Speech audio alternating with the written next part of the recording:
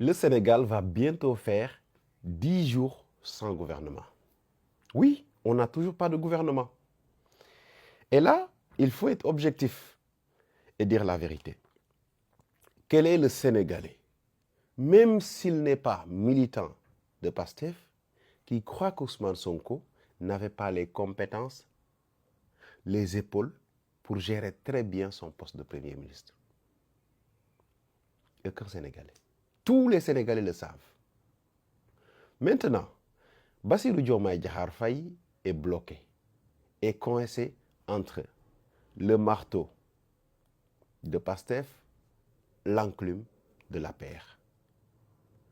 Bassirou a été isolé de ses proches, de ses gardiens et de tous ses protecteurs, tous ceux qui se sont battus corps et âme pour son élection. Aujourd'hui, il se retrouve dans une situation de bête isolée. Et les loups rôdent à côté.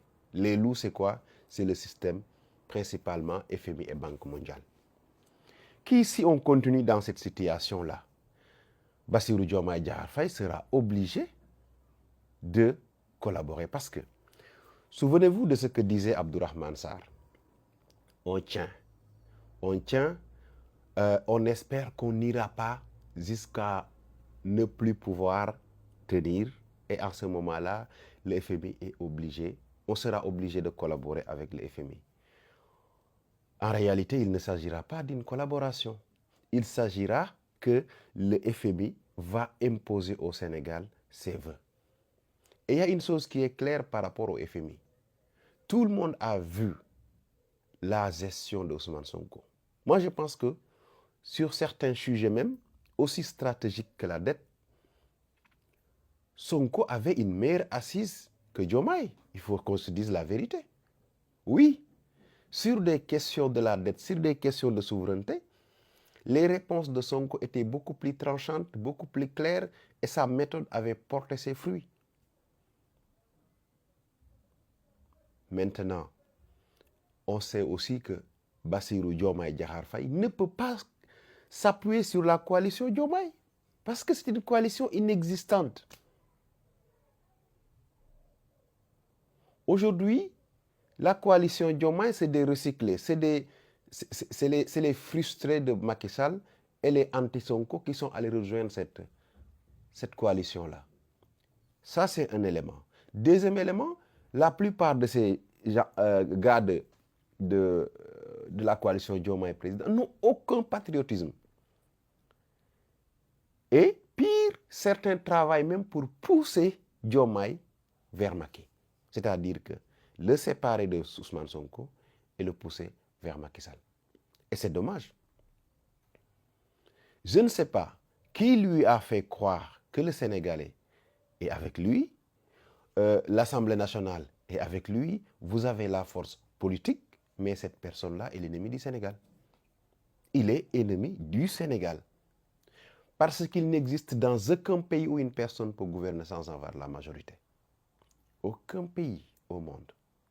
À chaque fois que vous voyez, vous perdez la majorité au niveau de l'Assemblée nationale, le Premier ministre, il devient automatiquement, il est issu automatiquement de la majorité.